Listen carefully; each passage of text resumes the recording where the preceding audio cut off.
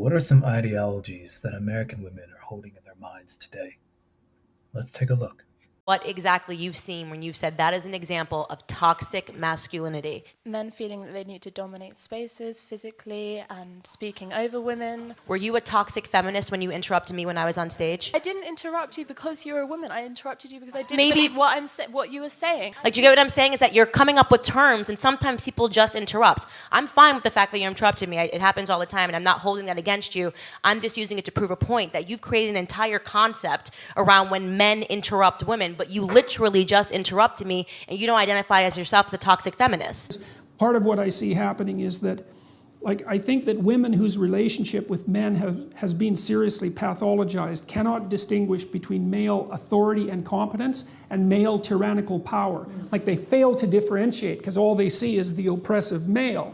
And they may have had experiences that this video where this person was saying chivalry is harmful to both men and women because it reinforces this idea that women need to be helped or saved by a stronger man, and it takes away a woman's agency. So you saw these two contrasts and you decided to write the op-ed. Explain that a little for us. Selling the same tired message that men have been hearing for decades, which is, I can do it by myself, I'm strong enough, you don't need to hold the door open for me, you don't need to pay my way, you don't need to, basically anything that's sort of traditionally male and female in terms of the courtship is just gone.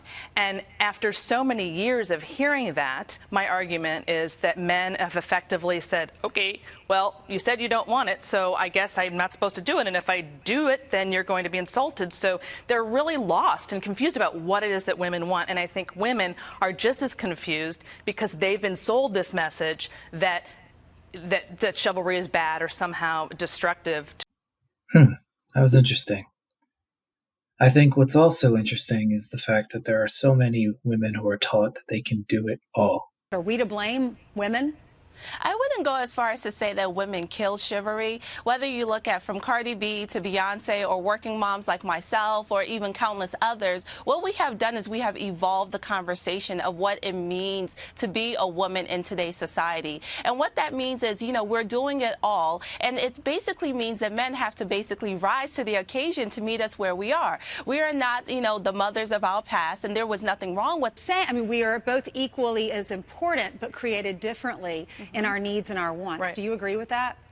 I agree with that to some extent. And as a wife and as a mother of two little boys, I believe that the strength of a woman is also what makes men respect us even more. We are not necessarily damsels in distress here. We can open doors for ourselves. We can do things for ourselves. And we welcome men to also open doors for us as well. But it's okay for a woman to be strong. It's okay for a woman to be independent. That in no way. Wait, so that was actually going to be my next question. What is your advice for, what your clients, what type of men do you advise that they go for?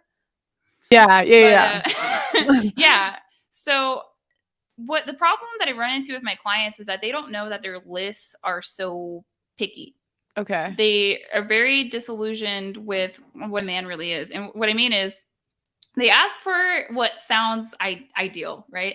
Okay. So I want him to be funny. I want him to be intelligent. I want him to be ambitious. I want him to be fit. I want him to make typically six figures. They're not saying six figures. They just say that they want to have kids and they want him to be emotionally intelligent. And so they think that that's not a lot.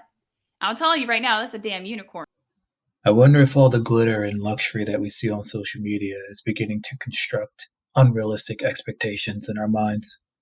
Well, I just had a comment about verbal abuse. Calling women whores and prostitutes at the pulpit is a form of verbal abuse. I would just like to say that if you did not know. If you had a daughter, would you rather have your daughter walk on the street half naked with her breasts hanging out? Of course not. I think it's interesting that sometimes when people hear the truth, they take it as verbal abuse. The truth can be painful, but it's not the same thing as being abused.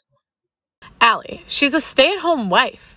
You don't need to submit to your husband in order for them to treat you well and be a stay-at-home mom. It's an equal partnership. I think a lot of women don't understand how they make their husbands look when they post something like this, that it's an equal partnership, that they don't admire him at all, that he's just there and, you know, they're just best buddies doing this journey of life together. No, it doesn't work that way. You should have a certain amount of reverence and respect for what your husband does for you, because it's a very hard world out there for men and he's doing that for you. It's not that you guys are not equal in importance for human reproduction, because we are, but we're not equal in design in any way. And a lot of men go around and they go to work and guess what? They talk to each other about how their wives are treating them. And so when your husband talks about you, how do you want him to discuss you? Explain to me, why would any decent woman want to walk the street with her breasts hanging out? Why is it all right to do? Why would any decent woman want to walk the streets with shorts so short everything in the shorts is out the shorts? Facts. What is so decent about it? To have your 10-year-old daughter, your 12-year-old daughter, your 13-year-old daughter looking like a prostitute. What is so decent about it?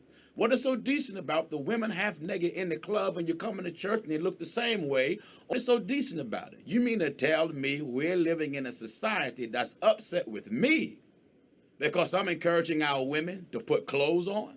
How strange, we always talk about women being objectified, and yet those who advocate for women putting on more clothes are vilified.